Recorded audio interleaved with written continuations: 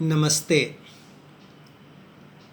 इस कालांश में मैं एकादश वर्ग के छात्रों का अभिनंदन करता हूँ। आज इस कालांश में हम लोग तृतीय पाठ पढ़ेंगे। यह तृतीय पाठ है सूक्ति सुधा। सूक्ति सु उक्ति, सु सुंदर, उक्ति वचन।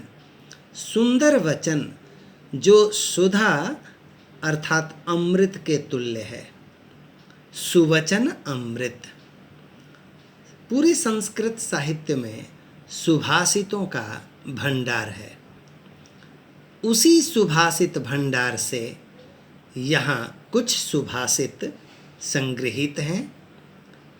उनका यहाँ हम संक्षेप में जो आवश्यक संधि विच्छेद या फिर शब्द का अर्थ, कहने का अर्थ यह है कि जो भी श्लोक से संबंधित कठिन शब्द, संधि विच्छेद, अर्थ जो भी होता है, यहाँ पर अच्छी तरह से उसको लिख दिया गया है। आसानी से एक एक शब्द को, एक एक संधि विच्छेद को अच्छी तरह से देखना चाहिए ताकि पूरे श्लोक को समझने में सुविधा हो। तो इस प्रकार हम लोग यह पूरा देख चुके। श्लोक संख्या 1, वृत्तिः न विद्या जोड़ आगमः, वृत्तिः का अर्थ आजीविका। दूसरे श्लोक में आतुरे व्याकुलता में, व्यसने खराब समय में, दुर्भिक्षे अकाल में, यह तिष्ठति यस्तिष्ठति, सह बांधवः सौबांधवः विसर्ग का लोप। कह अतिभारः को अतिभारः, अतिभारः का मतलब ज़्यादा बोझ। कह विदेशः को विदेशः, कह जोड़ अप्रियः को अप्रियः, काचः शीशा, कांचन संसर्गात सोने के संपर्क से, धत्ते धारण करता है, द्युतिम चमक प्रकाश, सत्सन्निधानेन सज्जनों के साथ से, मूर्खः जुड़ याति, मूर्खो याति, विसर्ग का उत्व होकर ओ हो जाता है।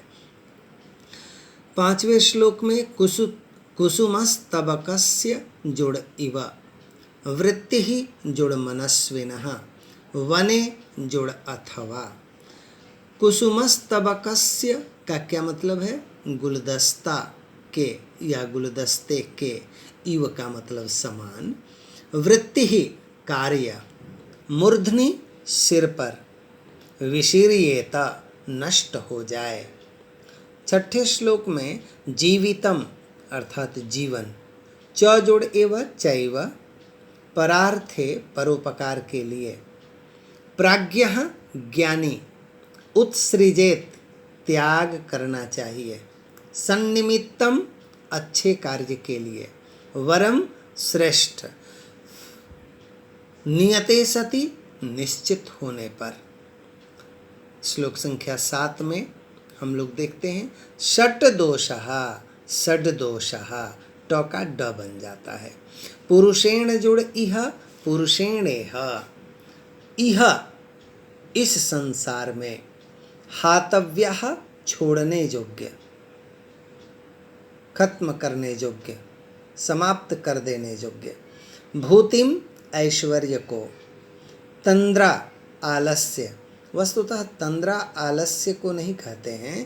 तंद्रा नींद से पहले की अवस्था, जब आदमी जम्हाई लेता है तो उस जम्हाई को नींद की दूती कहते हैं और उसी को तंद्रा कहते हैं। आलस्य सामान्य रूप से यहाँ लिख दिया जा चुका है। दीर्घसूत्रता, देर से कार्य करने की प्रवृत्ति दीर्घसूत्रता है। 8वें श्लोक में अर्थ जोड़ आगमः, अर्थागमः, पुत्रः जोड़ अर्थकरी, पुत्रोर्थकरी, अरोगिता मतलब स्वस्थ, न रोगिता, अरोगिता मतलब स्वस्थ। वश्यः जोड़ च, वश्यः का मतलब वश में रहने वाला, कहना मानने वाला, आज्ञाकारी। जीवलोकस्य संसार के। इस प्रकार आठों श्लोकों में, सुभाषितों में जो जो आवश्यक तथ्य उचित समझा गया उसका समावेश, उसको यहाँ लिख दिया गया, उसका समावेश यहाँ कर दिया गया। अब हम लोग प्रश्न अभ्यास देखेंगे। इस पाठ में जो प्रश्न अभ्यास आवश्यक है केवल उसे ही लिखा गया है। आवश्यक कहने का अर्थ जो परीक्षा की दृष्टि से महत्वपूर्ण हो, जो आपको जानने की दृष्टि से महत्वपूर्ण हो, यहाँ दोनों का ध्यान रखा गया है। तो मेलनम क्रियताम, मेलन करो, मिलाओ। विद्यागमः विद्या प्राप्तिः, सविद्यानां विदुषां। कुसुमस्तबकस्य पुष्पगुच्छस्य, भूतिं कल्याणं। व्यसने विपत्तौ, द्युतिं शोभां। चमक। मूर्धनि शिरसि। अर्थात ये शब्द हैं और इसके यहाँ अर्थ दिए हुए हैं, दोनों को मिलाना था, सो यहाँ पर उत्तर ही लिखा गया है, मिला के लिखा गया है।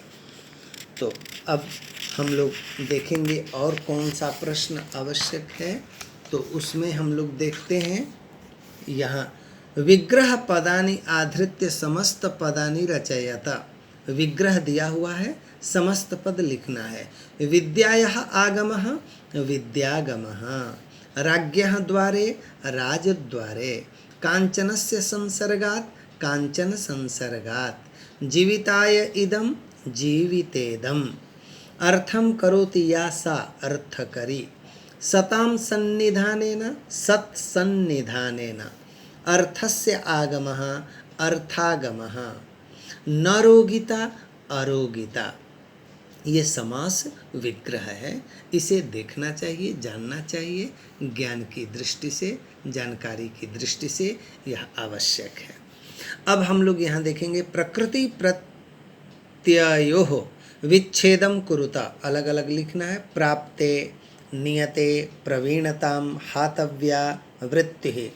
तो प्राप्ते प्र उपसर्ग आप धातु कता प्रत्यय, सप्तमी विभक्ति एक वचने प्राप्ते। वैसे नियते, नि यत या यम कता नियते। प्रवीणताम, प्रवीण तल, प्रवीणताम।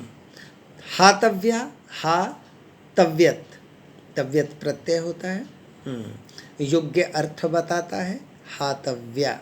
वृत्ति ही, वृत्त कतेन, कतेन प्रत्यय है, जो हम लोगों को 11th क्लास में निश्चय ही इसको पढ़ना है, अच्छी तरह से इसको जानना चाहिए। गति ही, मति ही, वृत्ति ही इत्यादि शब्द इससे बनते हैं। तो इस प्रकार हम लोगों ने पाठ 3 को अच्छी तरह से देखा। इसको अपने कॉपी पर सुंदर अक्षरों में अच्छी तरह से लिख लेना चाहिए ये सब तथ्य। धन्यवाद।